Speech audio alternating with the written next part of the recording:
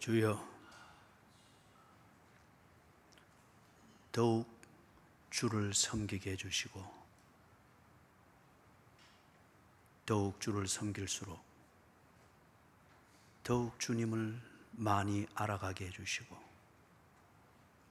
주님을 알면 알수록 주님이 얼마나 내게 사랑스러우신 주님이신지, 인자하신 주님이신지, 나의 섬김으로 주님의 그 감미로움과 사랑을 다 표현할 수 없을 정도로 인자하고 사랑스러우신 분이신 것을 알아가게 해 주시옵소서. 그래서 신앙생활이 우리에게 멍해가 아니라 사랑을 음미하고 누리고 즐기는 일상의 삶이 되게 해 주시옵소서. 주신 말씀을 통하여 주님을 다시금 들여다봅니다. 주님의 마음을 알게 해 주시고 그 마음을 우리에게 나타내기를 원하시는 우리 주님을 더 깊이 아는 시간이 되게 해 주시옵소서. 예수님의 이름으로 간절히 기도드리옵나이다. 아멘.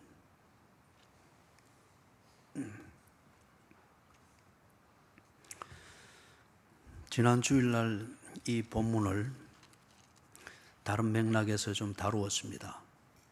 그런데 오늘 이 본문을 특별히 구별해서 한 번 더 다루는 것은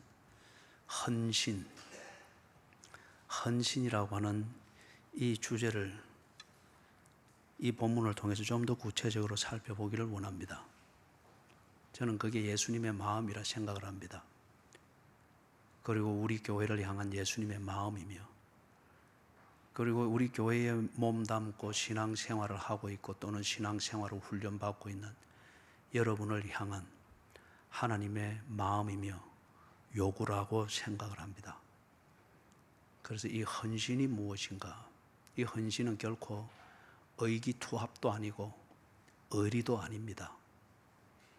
그리고 헌신은 어떤 이해관계에 동의하고 공감하는 마음을 따라 모여서 한번 그것을 이루어 보기 위해서 부분적이지만 그 부분에 대해서 전력을 기울이는 그런 친목계와 같은 그런 교제도 아닙니다. 그래서 이것을 알 때에 여기에 신앙생활의 비밀이 있습니다. 신앙생활은 지치지 않는 겁니다. 이사야서 26장 3절에서 말하는 심지가 견고한 자, 그것은 결코 종교적 아집이나 내가 속해 있는 교회에 대한 선호도 아니면은 공감하는 정도가 그걸 말하는 게 결코 아닙니다. 그리고 신앙생활은 예를 들어서 내가 기도하니까 요즘은 기도하는데 재미가 있다, 응답이 있어서 재미있다, 그래서 뭔가 열정을 발휘하는, 그것도 아닙니다. 그것도 아니죠. 신앙생활의 동기부여와 재미와 가치와 그 즐거움은 헌신입니다. 헌신. 그래서 헌신을 위해서는 예수님을 알아야 됩니다. 그리고 예수님을 교제하는 것을 알아야 됩니다. 그리고 예수님의 마음을 알아야 됩니다. 그럴 때에 헌신으로 일컬어지는 이 예수님과의 교제, 즉 신앙생활이라고 하는 것이 일상의 생활로서 정리가 되어지고 만들어지게 되는 겁니다. 그래서 우리 교회에 당면한 과제가 있다고 하면은 사람이 홍수처럼 찾아오는 것, 아니면은 모일 때마다 뭐 흥분할 만한 뭔가 있는 것, 그런 거는 부수적으로 따라올 문제지 그게 1차적인 관건이 아닙니다. 헌신입니다. 하루에 3,000명이 더 할지라도 처음과 나중이 변함없이 교회의 본질과 성도의 교제의 질을 지켜나갈 수 있는 그런 정리된 헌신이 있어야 됩니다. 헌신이 일종의 그릇의 크기를 말하는 거죠. 그릇의 크기를. 이게 관건입니다. 27절을 보면은 베드로가 예수님을 향해서 이런 헌신을 했다고 하는 것을 단호하게 얘기를 합니다. 우리가 모든 것을 버리고 주를 따라 사온데 그런즉 우리가 무엇을 얻으리까? 주를 따르기 위해서 모든 것을 버렸다고 합니다. 베드로의 말 그 자체는 옳습니다. 헌신은 두 가지 요소를 품고 있어야 됩니다. 하나는 주를 따르는 것이어야 됩니다. 헌신은 두 가지 요소를 품고 있을 때 헌신이 되는데 그 중에 하나가 주를 따르는 방향성과 목적이 분명히 정리되어 있어야 됩니다. 두 번째는 그 주를 따르기 위해서 모든 것을 버려야 합니다. 주를 따르기 위해서 모든 것을 버려야 합니다. 그러지 않고서는 기독교에서 말하는 헌신은 결코 이루어질 수 없습니다. 기독교와 종교적 헌신을 혼돈하고 이 차원에서 벗어나지 못하고 있는 교인들이 대단히 많이 있습니다. 헌신을 열심으로만 생각을 하여서 모든 것을 내가 가지고 있으면서 그리고 내 하고 싶은 것대로 다 하면서 거기에 더하여 예수님을 따르고 그 다음에 예수님과 교제를 하는 그것을 생각을 합니다. 그렇지 않습니까? 그것은 종교입니다. 종교는 내가 가지고 싶은 것을 내 방식대로 내가 원하는 시간에 가지도록 하기 위해서 신을 설득하는 게 종교입니다. 그런데 기독교는 종교가 아닙니다. 기독교는 주인 되시는 예수님이든지 아니면은 세상 또는 네 자아이든지 둘 중에 하나를 선택하라고 분명히 말합니다. 예수님을 선택하면은 내 자아 중심의 삶과 관련되어진 모든 것은 버려야 합니다.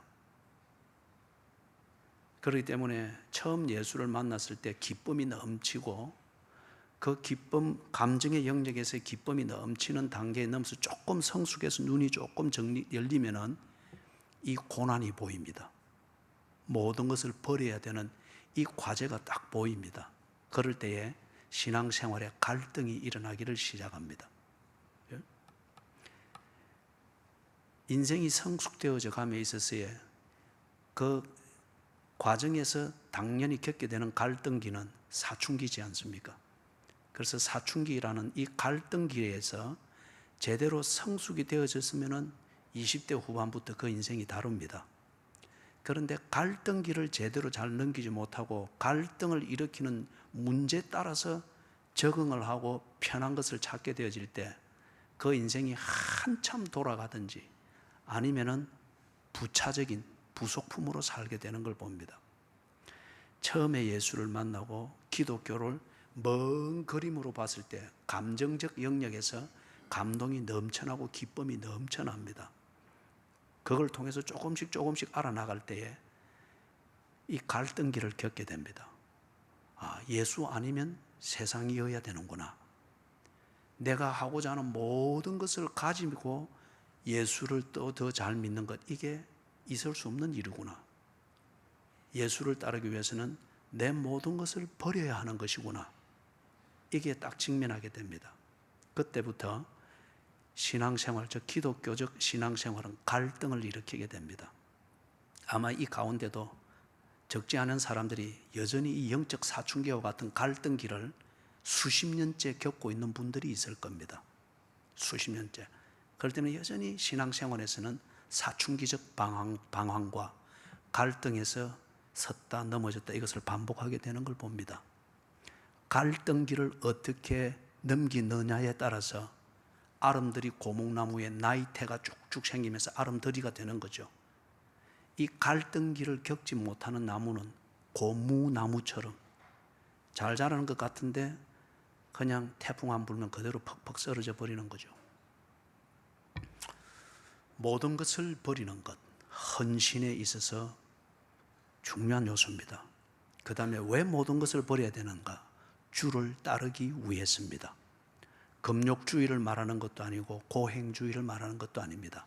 목적 때문에 그 목적에 필요하다면은 내 자아 중심으로 성립되어 있는 것들을 다 정리하고 버리고 포기하고 재정리하는 이게 있을 때에 그걸 가리켜 헌신이라고 합니다. 헌신.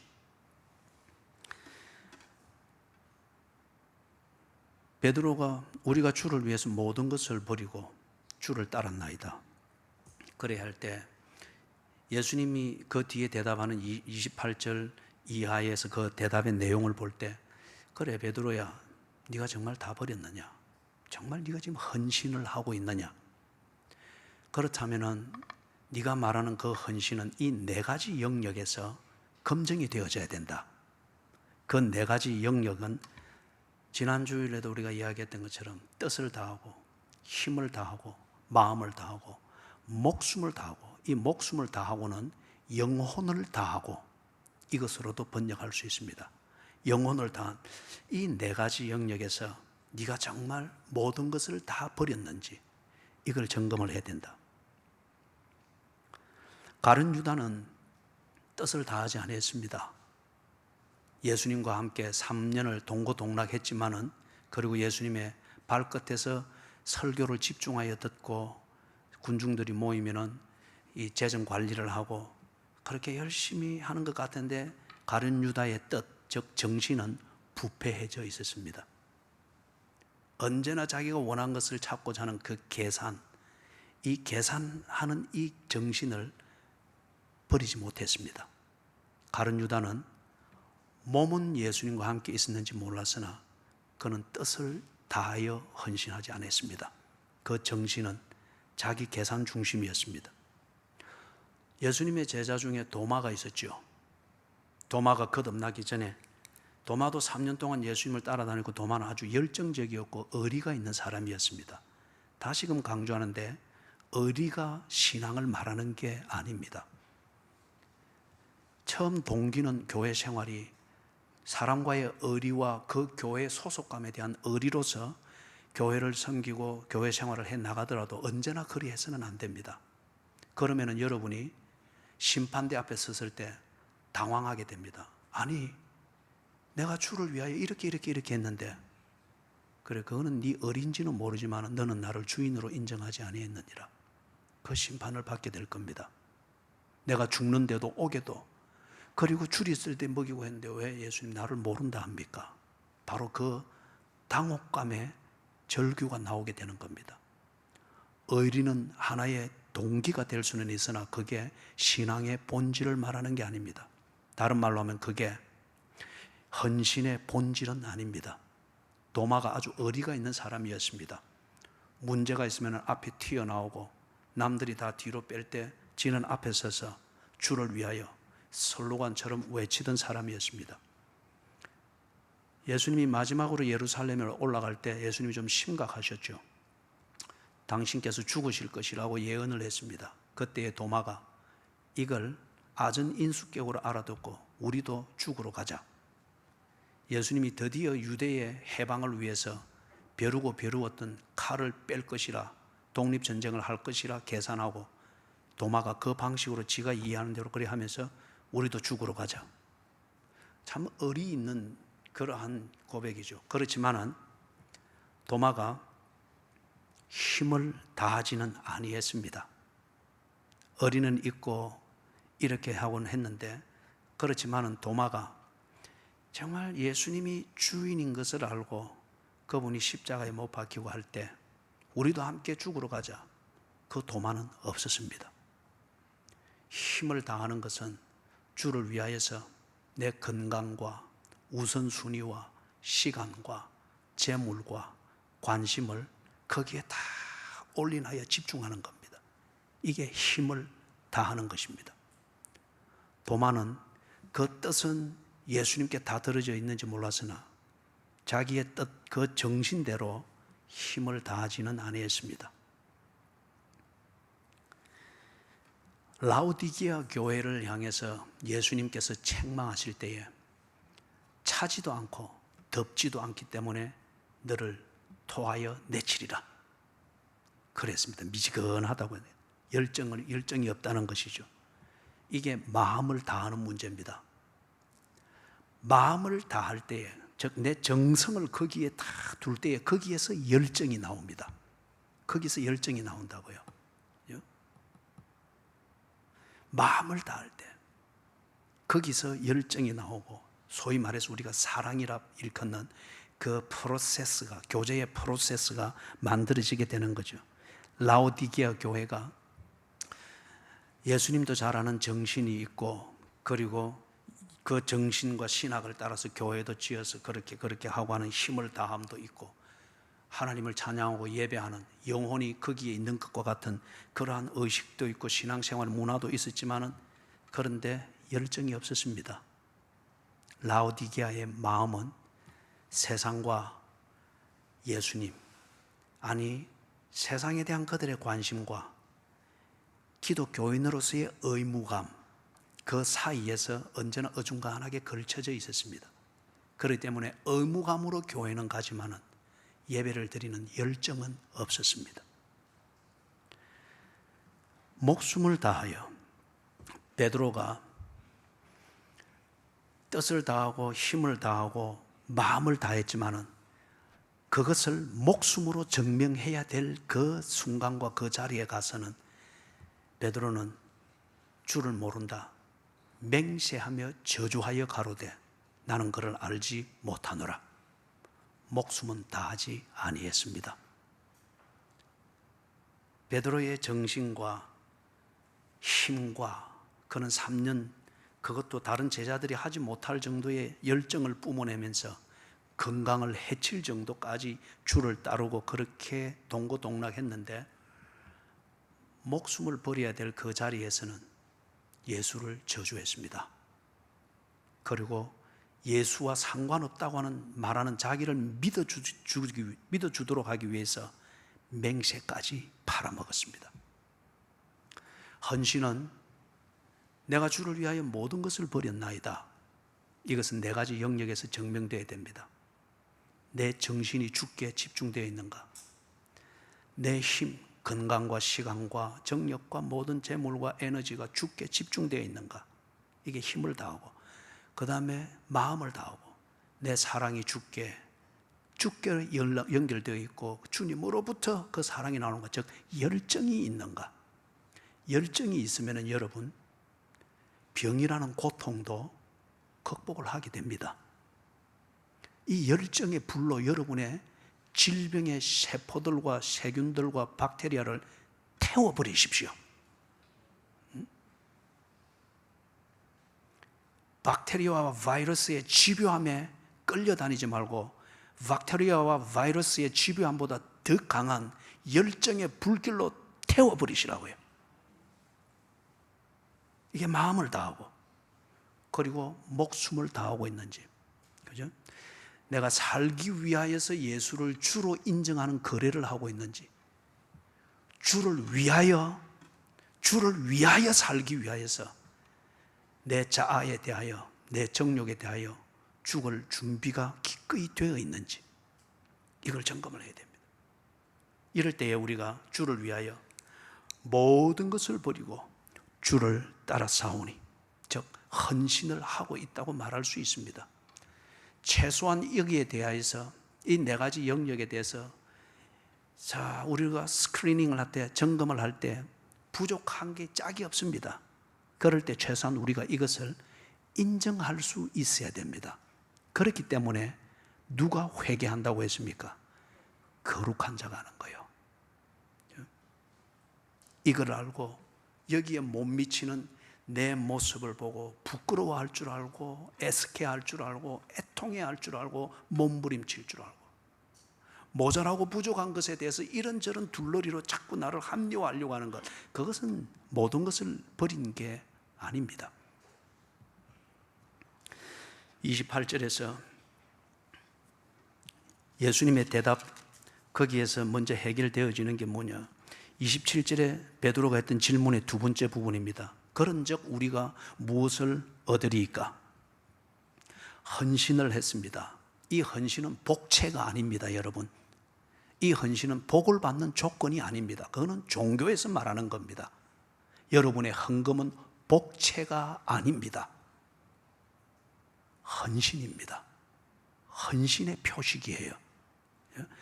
그렇기 때문에 이 베드로가 지금 그런 복채의 개념, 종교적 그 사고방식을 가지고 이만큼 했으니 그러면 우리가 얻을 복이 무엇입니까? 어떤 이런 식의 질문일 수 있습니다. 그러나 표현 자체는 옳습니다. 여기에 대해서 예수님이 우문현답을 하십니다. 어리석은 질문이지만 그 질문을 가지고 예수님이 바른 진리를 가르쳐 주십니다. 우문현답입니다.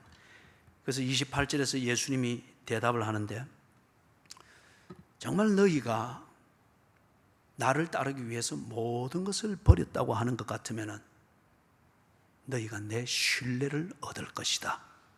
그게 28절의 대답의 요지입니다. 네가 나를 위하여서 모든 것을 버린 게 사실이라고 하면은 빌딩을 얻고 뭘 얻고 그런 거는 부차적이고 목적을 위해서 필요한 자원입니다. 그런 것을 지금 예수님이 말하는 것이 아니고 그 중심 주제를 말합니다. 네가 주님의 신뢰를 얻을 것이다. 이게 얼마나 중요한 문제인가. 주님의 신뢰를 얻는 자가 주님과 동행합니다. 또한 주님의 신뢰를 얻는 자가 주님의 이름으로 그 권위를 인정을 받습니다. 이런 거예요. 제가 목사입니다. 목사인데 제가 하는 설교든지 기도 생활이든지 아니면 신학교에서 무슨 공부를 했다든지 어떤 이런 걸로, 이런 것으로서 믿을 수 있는 목사인지 아닌지 이렇게 될 때는 여러분 참 한계가 뻔합니다. 괜찮은 사람인 줄 알고 목사에게 접근해 왔는데 그거 한 두세 주 겪어보면 다 보이잖아요. 가진 지식이 어느 정도인지, 인간성이 어떻는지, 말투가 어떻는지 한두 주 겪어보면 어떤 종류의 인간인지 그 목사를 다 들여다볼 수 있는 거잖아요. 그렇기 때문에 목사의 설교를 방송으로 들었는데 어떻더라, 그런 조건을 가지고서 목사의 목회를 신뢰해서 다가와서 기대를 하고 있다고 하면 당신은 반드시 실망하게 될 겁니다.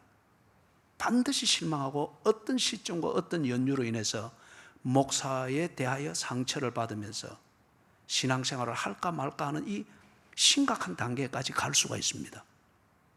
그런데 어떤 교인들은 그 목사를 신뢰를 할 때에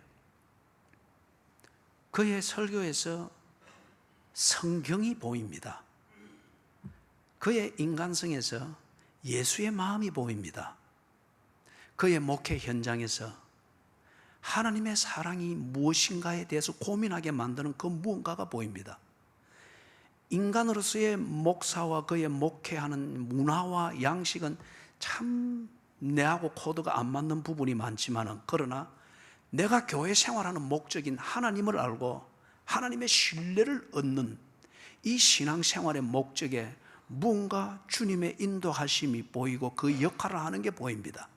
그럴 때에는 여러분 절대 목사라는 인간의 조건 때문에 실망하고 좌절하고 신앙생활을 할 것인가 말 것인가 그런 고민하지 않습니다. 그건 하나의 징검다리일 뿐이에요. 이게 왜 제가 이런 설명을 하는가 하면 두 번째 이야기했던 거 있죠. 주님의 신뢰를 얻은 자는 나의 인간 조건으로서 사람의 신뢰를 얻고 존경과 인정을 얻는 게 아니고 예수의 이름으로 그 권위를 인정받습니다. 만약에 여러분이 예수의 신뢰를 얻은 사람일 것 같으면 여러분의 자녀들이 여러분을 새롭게 신뢰하고 순종하고 존경할 거예요. 왜냐하면 우리 엄마의 기도에서 예수의 마음이 보인다는 거예요.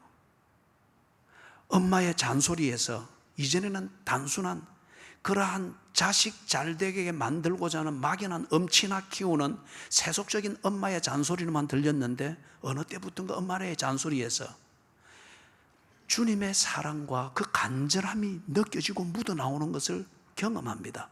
그럴 때에 똑같은 잔소리고 똑같은 양식이지만은 그 엄마에게서 느끼는 주의 이름, 예수의 사랑, 이것을 느끼면서 엄마가 하는 모든 것을 존중합니다. 그게 지금 주의 이름으로 권위를 인정을 받는다는 겁니다. 예수의 신뢰를 받은 사람은 예수님께서 그 사람에게 명함을 새로 만들어 줍니다. 새로 만들어 주는데 내가 신뢰하는 사람 누구. 그렇기 때문에 그 명함을 받을 때에 이전에는 신뢰를 얻기 위해서 무슨 교회 목사 아니면 무슨 과장 쫙 사람을 믿도록 만들기 위해서 여러 스펙을 쫙 써놨는데 그걸 보고 사람들이 이용할 가치가 있는가 없는가 이걸 보지 그 권위를 인정하지 않습니다. 그런데 예수님의 신뢰를 딱 얻고 나니까 예수님이 명함을 새로 파서 딱 줍니다.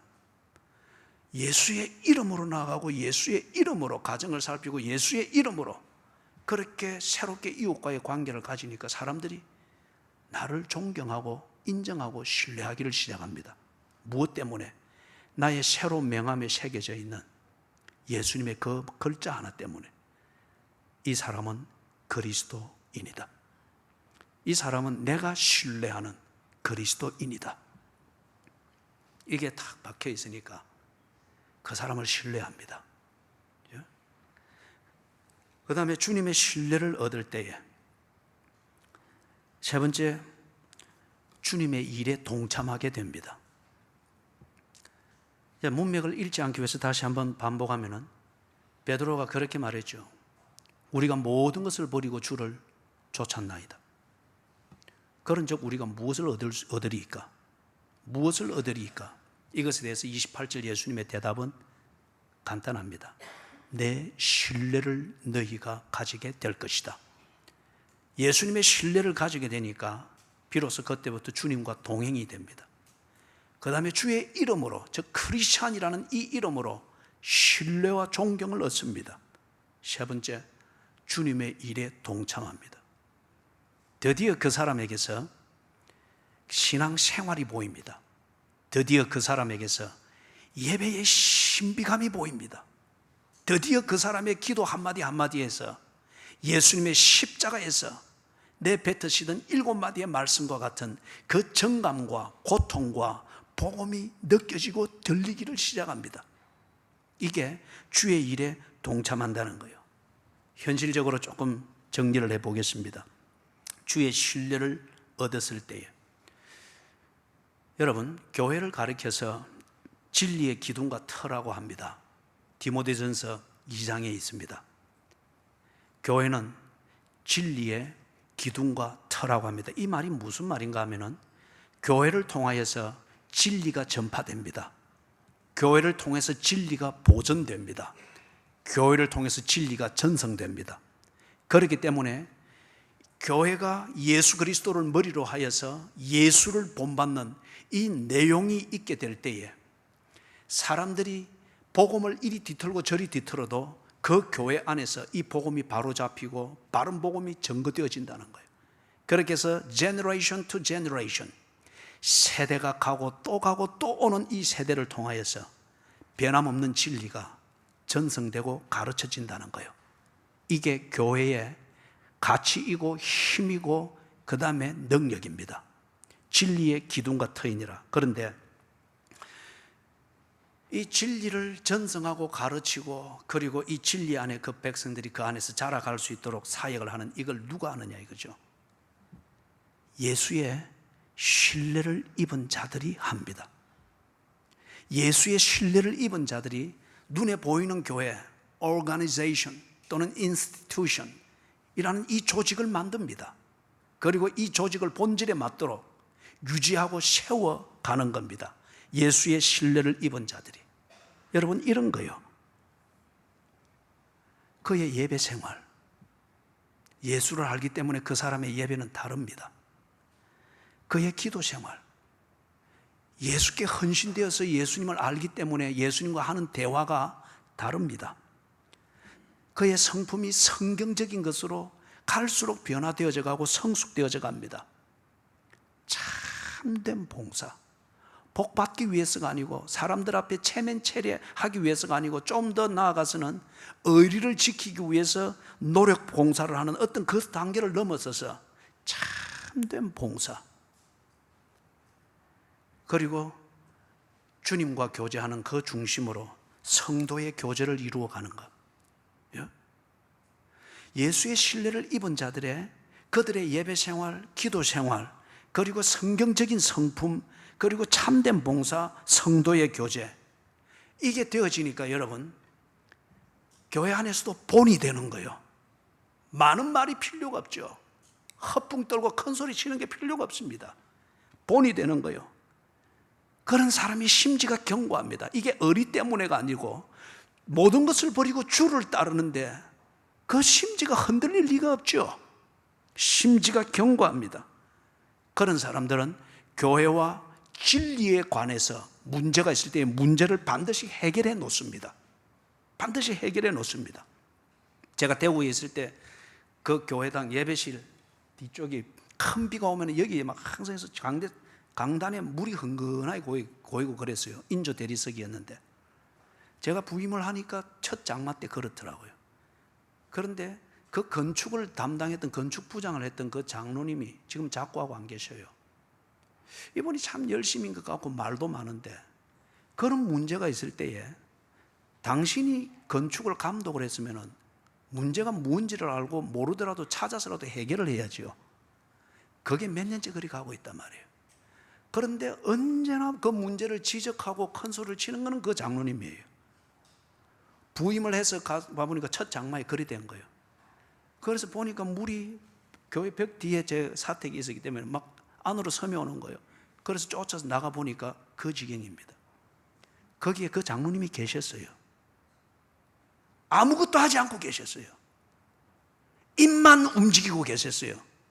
이걸 언제 고치라고 했는데, 이걸 이래야 되는데, 이래야 되는데, 이래야 되는데, 아무것도 하지 않고 그 물은 강단에서부터 흘러 넘쳐가지고 바닥까지 점점점 고여가고 있는 거예요. 그걸 그 사찰 그때 여집사님이었습니다. 저하고 같이 반바지 입고 불불 기어다니면서 걸레로 밀고, 그래도 그 장로는 거기 서서 입만 움직이고 있었지 아무것도 하지 않고 있은 거예요. 그러면서 기껏 하는 말이, 목사님 빨리 마치고 보신탕 한 그릇 하러 가입시다.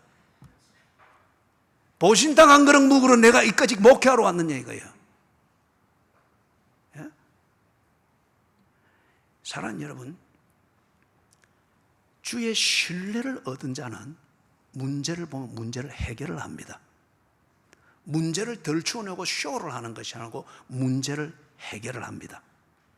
그러니까 사랑하는 여러분, 이게 금방 피드백은 없어도 사람들이 교제를 해보면 알잖아요. 그래서 당연히 그에게 권위가 가는 겁니다. 그리고 주의 신뢰를 얻은 자는 반드시 희생이 있습니다. 반드시. 그 장로님은 절대 희생하지 않았습니다. 절대 희생하지 않았어요. 일은 밖에서 당신이 저지르고 당신의 이름을 내놓고 재정은 언제나 교회로 돌렸습니다. 작은 1,000원 단위까지. 주의 신뢰를 얻은 자는 반드시 희생이라는 이 내용이 있습니다. 그리고 열매가 있습니다. 열매가. 그렇기 때문에 여러분, 본이 되지요. 심지가 견고하지요. 문제가 있으면 문제를 조용히, 표시 안 나지만 반드시 그 사람이 지나가면 문제가 해결이 되어 있죠. 희생이 눈에 보입니다. 그리고 열매가 있는 것이 보이니 그게 교인들에게 격려가 됩니다. 그렇기 때문에 어찌 교인들이 그런 사람들을 존중하지 않고 그 사람들의 말을 듣지 않고 그 사람들과 함께 교제하지 않겠느냐 말이에요. 그렇기 때문에 이런 사람들이 진리의 기둥과 터를 세워가는 겁니다. 이런 사람들로 인해서 교회가 진리의 기둥과 터로서 보존되어지고 다음 세대까지 이어지도록 기둥과 터를 든든하게 세워서 물려주는 겁니다. 이게 모든 것을 버리고 주를 따랐을 때 주께 얻는 것, 주님의 신뢰입니다. 이 주의 신뢰를 얻었을 때 아까 큰 말로 정리했죠. 주님과 동행하는 사람이 됩니다. 주의 이름으로 권위를 인정받게 됩니다. 세 번째, 주님의 일에 동참하게 됩니다. 29절에서 예수님이 좀 더 구체적으로 이야기합니다. 또 내 이름을 위하여 집이나 형제나 자매나 부모나 자식이나 전토를 벌인 자마다 여러 배를 받고 또 영생을 상속하리라.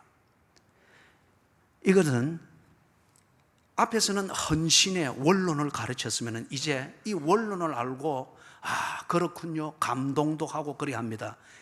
감동했다고 해서 여러분 헌신이 되는 것은 아닙니다. 다 헌신을 말할 때 웬만큼 교회 생활을 하고 했으면은 헌신을 말하고 그것에 대해서 원론적으로 이해하고 깨달을 때 감동도 하고 소위 회개도 하고 그리 합니다. 그런데 문제는 뭐냐는 거죠. 이 문제를 29절에서 지금 짚어주는 겁니다. 그렇게 감동하고 인정하고 깨닫는 그 이론과 원론과 신학적 원리에 대해서 네가 실천하지 못하는 문제는 현실적인 어려움이 있기 때문이라는 거예요. 헌신을 위해서 네가 네 부모를 버릴 수 있겠느냐? 주를 따르기 위해서 네가 모든 것을 버리는 거기에 네 자식을 버림도 포함할 수 있겠느냐? 주를 따르기 위해서 모든 것을 버린다고 말했는데 네 전토를 버렸느냐? 네 재산을 버렸느냐? 주를 따르기 위해서 네 재테크하는 그 관심과 방법을 바꾸었느냐? 주를 따르기 위해서 네 아내와 재미있게 지내는 그 문화생활을 버리고 고쳤느냐? 그걸 묻는 거예요. 신비한 분위기에서 주를 시간 가는 줄 모르고 찬양하고 분위기와 신비감으로 얼마든지 우리의 헌신을 분위기 있게 만들어낼 수 있습니다. 그러나 그 분위기의 실체, 우리의 삶이라고 하는 것을 만들어야 될 때는 부모를 버려야 할 경우가 있습니다. 아내를 버려야 할 경우가 있습니다. 자식을 버려야 할 경우가 있습니다. 재산을 포기해야 될 상황이 있습니다. 그럴 때 우리는 헌신을 뒤로 해버립니다. 자, 여기서 문제는 버린다고 하는 것이 무슨 의미냐는 거죠. 예수님께서 모든 것을 버리는 거기에 부모를, 아버지를 버리고 어머니를 버리고 형제를 버리고 전토를 버리고 재산을 버리고 아내를 버리고 자식을 버리고 나를 쫓을 것이니라 했는데, 이때 버린다는 의미가 뭐냐? 네 부모를 공경하라, 이 계명을 주신 하나님께서 그런 문자적인 의미로 부모를 버리고 고려장해야 된다, 그걸 말할 리가 없습니다. 내 이웃을 내 몸처럼 사랑하라는 것을 가르치신 하나님이 그것도 내 형제, 내 아내를 종교적인 이유로 내치고 버리고 이혼하고 이걸 말할 리가 없습니다. 그렇다면 여기에 어떤 의미가 있느냐는 거죠. 이거는 지금 바로 모든 것을 버리고 주를 따랐다고 말하는 이 베드로의 위선 아니면은 무지함을 지적하는 표현입니다. 그 의미는 이런 거예요. 우리가 부모를 공경을 해야 합니다. 그게 성경입니다. 그런데 부모를 공경을 하는데 성경과 상관없이 과욕과 욕심과 아주 지극히 지 개인적인 염려를 가지고서 지나치게 하는 경우들이 거의 대부분입니다. 그게 부모님의 복지하고도 아무 상관이 없습니다. 단지 지 책임감과 의무감, 아니면 지 체면 치레를 위하여서 성가시게 찾아가고 성가시게 옆에 있으려고 부모님의 입맛과 건강하고는 아무 상관이 없는데 그냥 내 체면 치레를 위해서 아니면 내 만족감을 위해서 아침에 대접하고 점심에 대접하고 저녁에 뷔페 대접하고 그런 거 하지 말라는 거예요. 그런 것 해야 되기 때문에, 내가 그런 것 해야 되기 때문에 이걸 부모 공경이라고 하는 이 명분을 가지고서 마땅히 해야 될 그리스도인의 삶을 무시하고 그 다음에 해서는 안 되는 것으로서 그렇게 치부해버리는 거예요. 이렇게 하지 말라는 겁니다. 지나친 아무 부모 공경하고 상관없는 네 자신의 염려와 네 자신의 체면 치료와 네 자신의 의무감과 아니면 지난날 하지 못했던 것에 대한 네 양심의 보상, 이 기준에서 부모의 공경하고는 상관없는 그걸 부모 공경이라는 명분으로 하는 것 가지고 헌신의 삶, 이것을 회피하고 그렇게 하지 말라는 거예요. 그런 의미에서 지금 그것을 29절의 표현을 말씀을 하는 겁니다. 조금 더 정리를 하면 이런 거예요. 지금 일어나서 예배를 드리러 가야 되는 것이 분명히 맞습니다. 그런데 이 자녀가 자다가 일어나서 깨서 엄마를 찾으면 어떻게 할까? 냉장고도 열 줄 압니다. 우유도 따라 먹을 줄을 압니다. 화장실 사용도 할 줄을 압니다. 전화도 걸 줄을 압니다. 그리고 주변에 안전한 이웃들이 있습니다. 그럼에도 불구하고 일어나서 엄마를 찾으면 어떡하나, 울면은 어떡하나, 이 막연하고 아주 이기적인 자식에 대한 엄마의 그 염려, 지나친 염려, 부모의 그 지나친 염려, 이것 때문에 아이고 이 불쌍해서 안 되지. 그게 지금은 일어나서 내가 예배를 드리러 가야지, 바른 판단입니다. 그리고 애가 다 할 줄 알고 그 정도는 충분히 할 줄 알고 하니까 괜찮을 거야. 바른 판단입니다. 그러나 그 바른 판단대로 움직이지를 못하는 것은 막연하고 지나친 자식에 대한 염려와 지나친 눈먼 사랑과 어떤 안 됐을 때에 불쌍하게 여겨져서 지 마음이 아플 것 같은 이것에 대한 염려 때문에 그냥 눌리고 앉아 있는 거예요.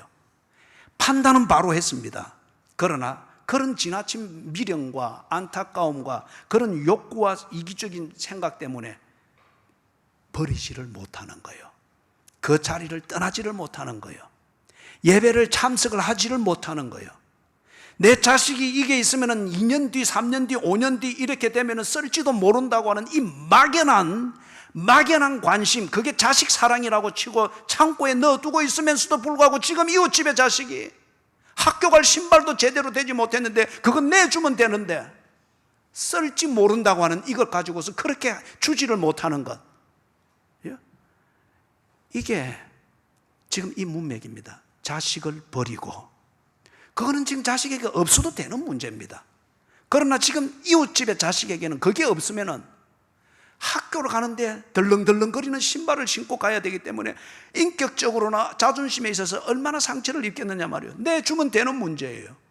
그런데 언제 쓸지도 모른다 하는 이것 때문에 버리지를 못하는 거예요. 그러한 베드로의 그 중심을 가르쳐서 자식을 버리고, 그 표현을 쓰는 겁니다. 다른 말로 말하면은 바른 판단을 했으면은 그 바른 판단을 실천할 수 있도록, 바른 판단대로 하지 못하도록 만드는 이런저런 것에 얽혀있는 염려와 걱정을 버리라는 거예요. 막연한, 그리고 내 자신의 양심에 충족감과 만족감을 위하여서 가지고 있는 막연하고 욕구적인 어떤 그런 미련들로 이것저것 얽어매어서 부모 핑계대고 자식 핑계대고 재산 핑계대고 하면서 바른 판단대로 그리스도인의 삶을 실천하지 못하고 있는 그런 것들을 버리라는 겁니다. 그런 의미를 이야기를 하는 거예요. 여러분, 실제로 그렇게 해보십시다. 그래 하면은 정말 부모님들이 더 건강할 겁니다. 자식들이 더 개성있게 자랄 수 있을 겁니다. 재테크하는 그 길들이 보다 더 정확하게 보일 겁니다.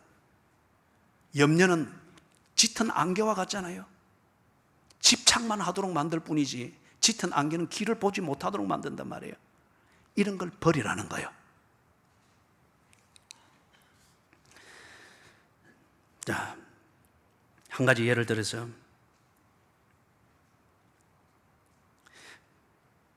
네팔에 가면은 그 네팔 그 사회에서도 아주 잘 알려져 있는 젊은 부부가 있습니다. 제가 그 부부를 주례를 했습니다.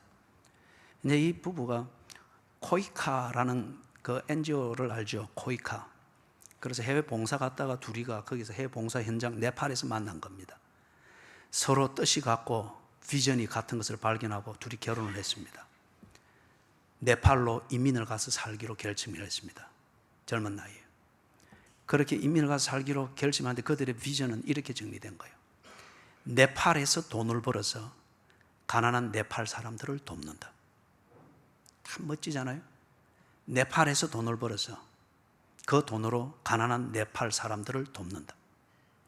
그래서 이 두 친구가 여러 가지를 벤치마킹하고 이렇게 개발해 나가는 가운데 커피와 도넛을 전문적으로 파는 이걸 오픈을 한 거예요. 물론 도넛은 자기 자신들이 개발해서 만든 겁니다.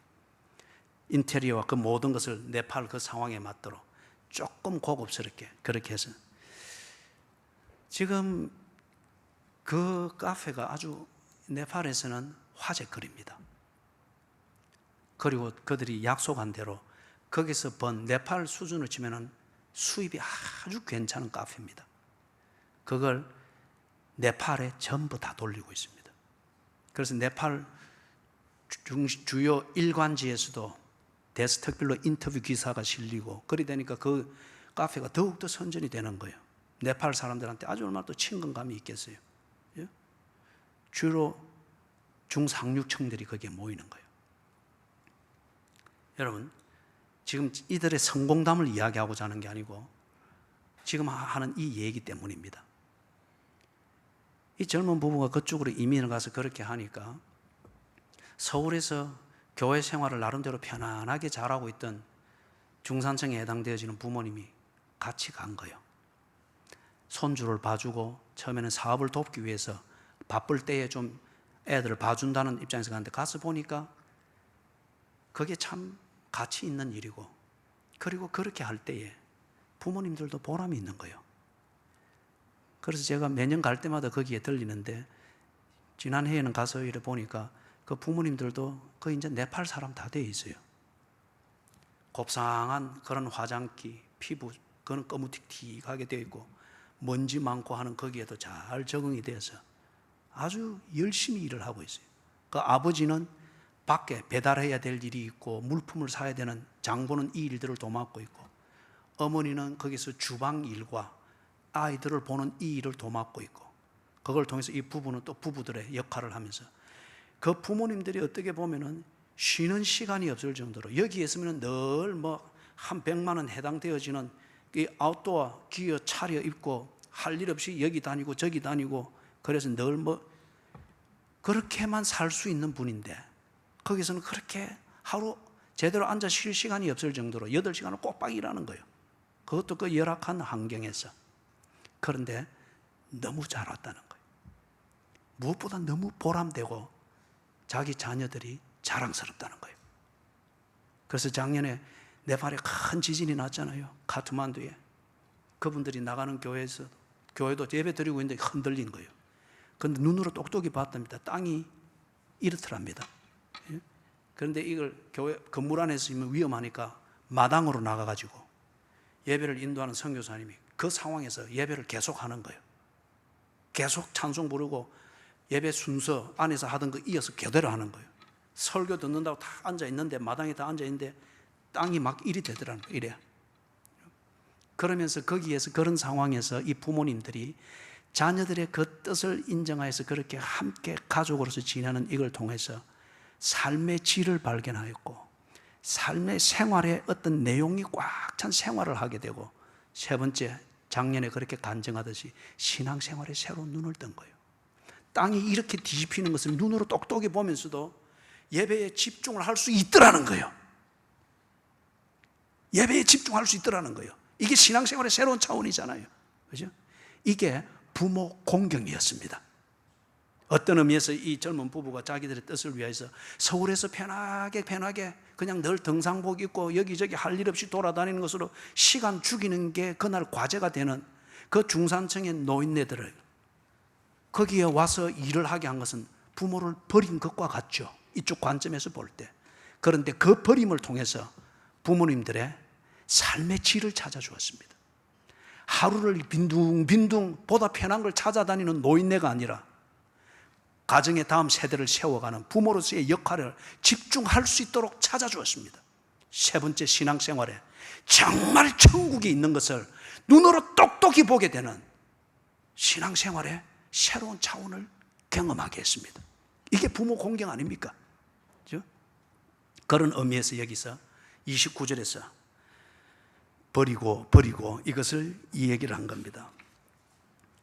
자, 사랑하는 여러분, 제가 필리핀으로 떠날 때에 아내와 같이 앉아서 작별을 하면서 기도를 했습니다. 간절히 기도했습니다. 하나님, 제가 필리핀으로 가서 필리핀 사람들을 섬기고 있을 때 누군가 내 자식들을 섬기게 해주십시오. 제가 필리핀에 가서 필리핀의 교회와 선교 현장에서 말씀을 전하고 그들을 카운셀링할 때 누군가 우리 교회를 돌봐주게 해주시고 제 목회 현장을 지키도록 해주십시오. 하나님, 제가 필리핀으로 가서 내 지갑을 열고 내 건강을 주고 내 목숨을 줄 때 누군가 내가 해주지 못하는, 돌봐주지 못하는 내 자식들을 위하여서 저들에게 필요한 지갑을 열어주시고, 내 목회 현장에서 내가 주어도 별 열매가 없는 그 목회 현장을 위하여서 누군가 열매를 맺을 수 있는 건강을 주게 하시고 목숨을 걸 수 있도록 그런 돌봄을 주시옵소서. 제가 만든 기도가 아니었습니다. 간절한 참 성령님이 주시는 기도였다고 믿습니다. 그리고 아내를 위해서 기도했습니다. 아내가 남편의 돌봄이 필요한 아픈 사람입니다.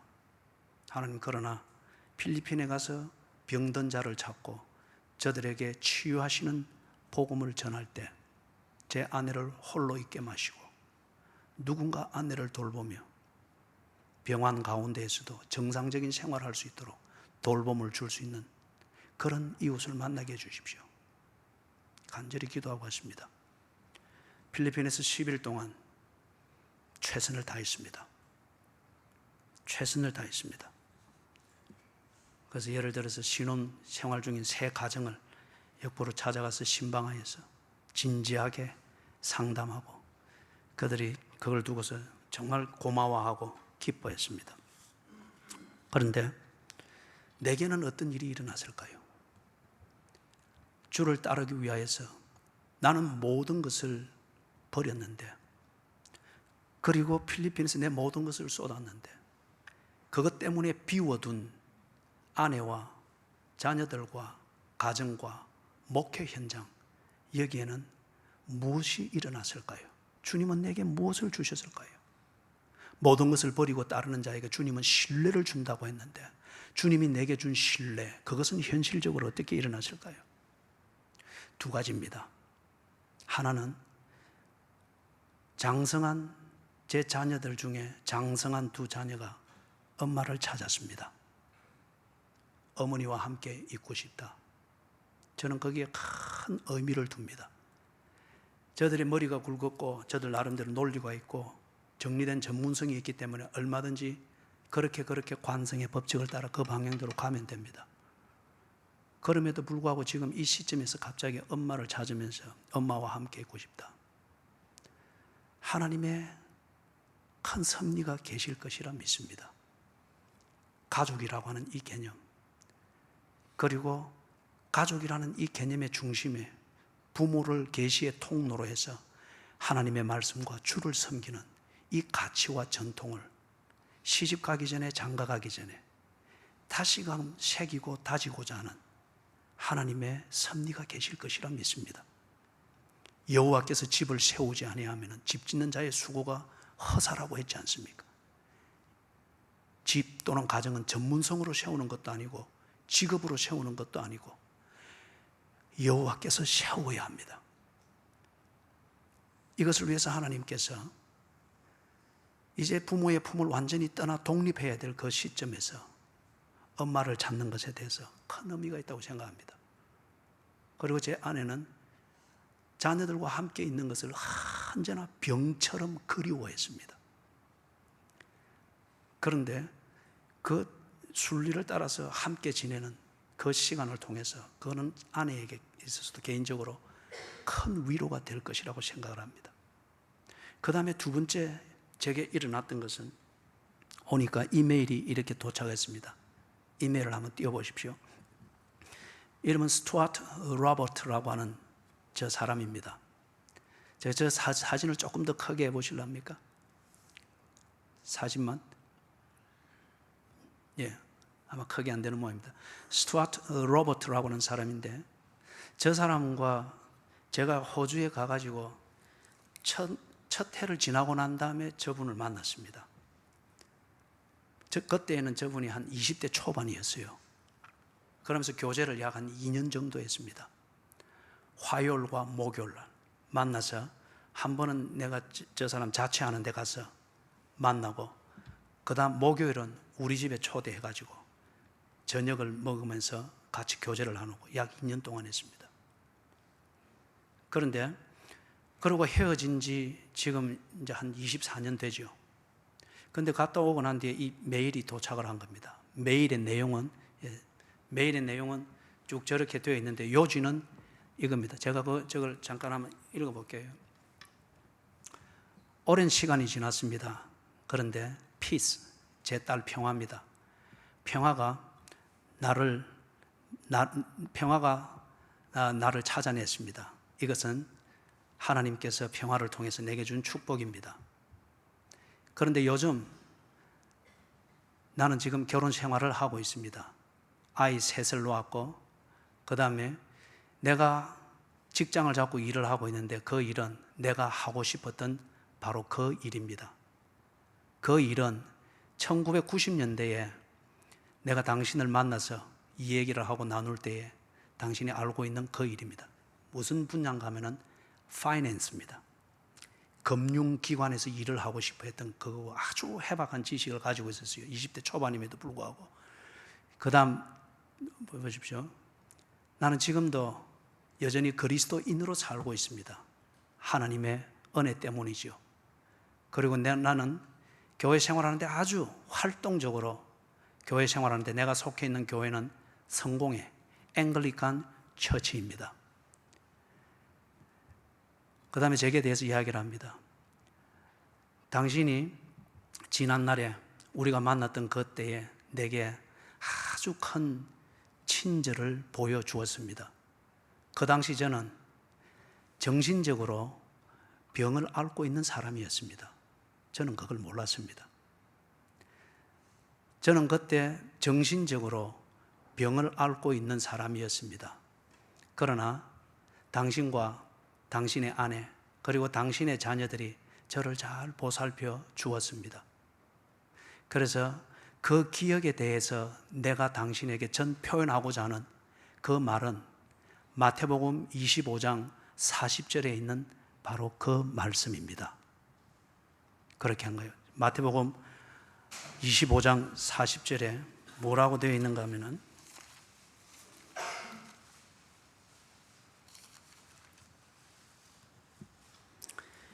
임금이 대답하여 이르시되 내가 진실로 너희에게 이르노니 너희가 여기 내 형제 중에 지극히 작은 자 하나에게 한 것이 곧 내게 한 것이니라.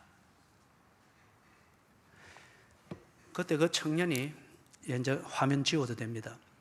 그 청년이 정신병을 앓고 있는지 그거는 내가 몰랐습니다. 그런데 항상 조심이 되었습니다. 왜냐하면 말이 너무 많고 행동이 거치는 데다가 보면은 성적인 면에서 오해나 조심을 해야 될 정도의 매너와 어떤 이게 항상 만날 때마다 있는 거예요. 그런데 교회나 기독교나 성경에 대해서는 많은 열정을 보이고 20대 초반임에도 불구하고 금융에 대해서 아주 해박한 지식을 가지고 지는 반드시 그 분야에서 성공을 할 것이다.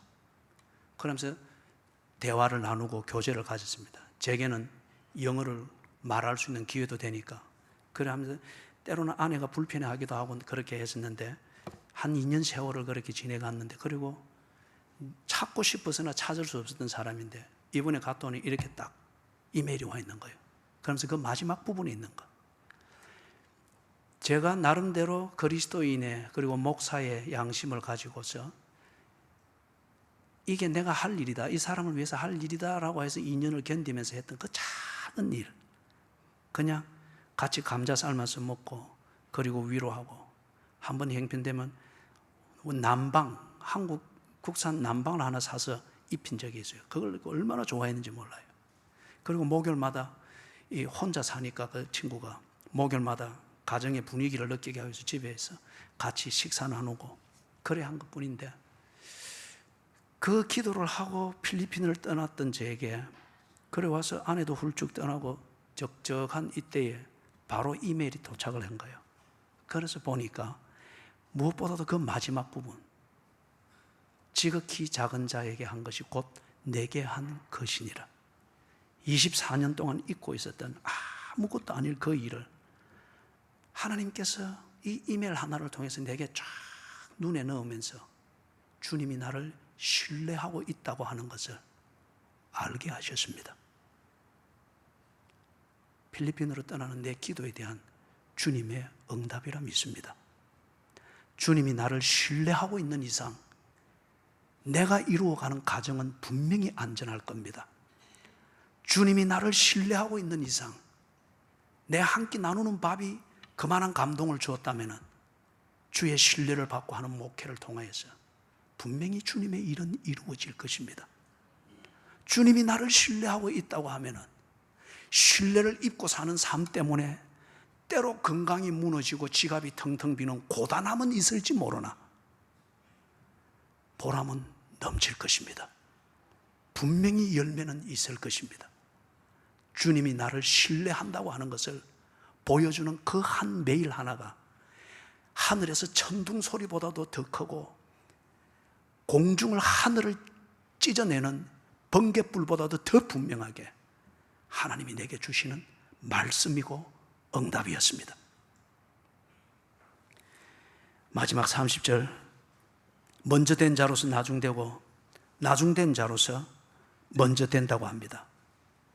사랑하는 여러분, 예수의 신뢰를 받는 사람이 주의 이름으로 권위를 인정받고 주님과 동행하게 되어지고 주의 일에 동참하게 되어집니다.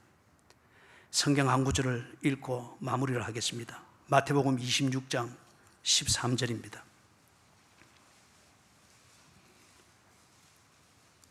마태복음 26장 13절.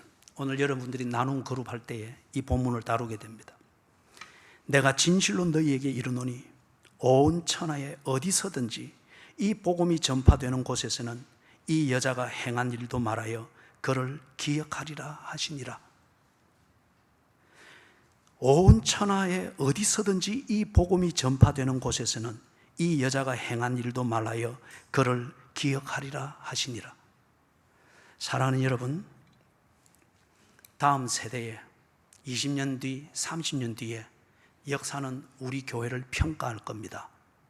시냇가에 심은 교회가 어떻게 세워졌고 어떻게 자라왔고 그래서 오늘 이렇게 영향력을 미치면서 있게 되었는가 역사를 평가할 겁니다. 그 역사를 평가하는 자리에 우리의 자녀들이 있겠고 우리의 손주들이 있겠고 그리고 지금 밖에서 지금은 구경꾼인 그들이 우리 교회의 멤버가 되어서 평가하는 자로 우리의 역사를 만지고 있을 겁니다. 그때에 그들이 평가하는 그 내용에 당신의 이름이 기억이 되겠습니까? 오늘 당신이 하고 있는 그 일이 헌신이라 하여 다음 세대가 당신의 그 헌신을 기억하며 당신의 이름을 높이며 기억하겠습니까? 우리의 역사를 다음 세대가 평가할 때에 그분은 예배의 사람이었다. 그분은 정말 섬김의 사람이었다. 그래서 이 교회가 30년이 지나는 동안 이 아름다운 섬김이 우리에게 체질처럼 되었다. 아니면은 그분은 정말 교회 중심으로 희생하던 사람이었다. 또는 어떤 분의 이름을 거론할 때는 그분은 내가 잘 알지. 교회가 개척하여 몇 년 지날 때에 참 재정적으로 아주 힘들고 어려울 때에 그때에 그분이 자기의 모든 것을 희생하고 버리면서 교회의 재정 유지를 위하여서 교인들이 그 긴장감과 위기의식을 느끼지 않도록 소리 없이 힘에 넘치도록 헌금을 했던 분 아니가. 그때에 우리 교회의 재정 위기를 극복하도록 만들었던 숨은 공신이지 않느냐. 그 집사님, 그분은 기도의 사람이었다. 기도의 자리에는 언제나 그분이 있었다. 여러분, 20년 뒤 또는 30년 뒤 다음 세대가 우리 교회의 역사를 평가할 겁니다. 그때에 오늘 내가 하는 이 일이 예수의 신뢰를 얻고 있는가 아닌가는 그들이 하는 평가로 나타날 겁니다. 오늘 내가 하는 교회 생활, 주의 이름으로 하는 봉사, 신앙생활의 내용, 이 면면들은 진리의 기둥과 터로 세워진 그 교회를 위해서 오늘 내 하는 기도 생활, 예배 생활, 성도의 교제, 헌금 생활, 이게 어떻게 기여하게 되었는가, 그걸 그들이 평가하게 될 겁니다. 그게 바로 예수님의 머리에 향유 한 옥합을 붓던 그 여인의 이름이 두고두고 기억될 것이라 예수님이 신뢰와 함께 칭찬하던 바로 그 의미입니다. 사랑하는 여러분, 신앙생활은 헌신입니다. 헌신에 대한 보상은 예수의 신뢰입니다. 헌신은 주를 따르기 위하여 모든 것을 버리는 것입니다. 이 헌신의 실천의 장으로서 교회라고 하는 것을 주셨습니다. 그리고 예수께서 나를 신뢰하고 있다고 하는 이것을 때마다 시마다 점검하고 확정할 수 있도록 교회 생활을 통한 신앙 생활을 우리에게 주신 것입니다. 부디 헌신을 알고 헌신의 단계로 성숙되어서 예수의 신뢰를 밥상에서부터 침실에서까지 확정하면서 심지가 견고한 그리스도인으로 살게 되시기를 주님의 이름으로 축원합니다. 아멘. 자, 우리 찬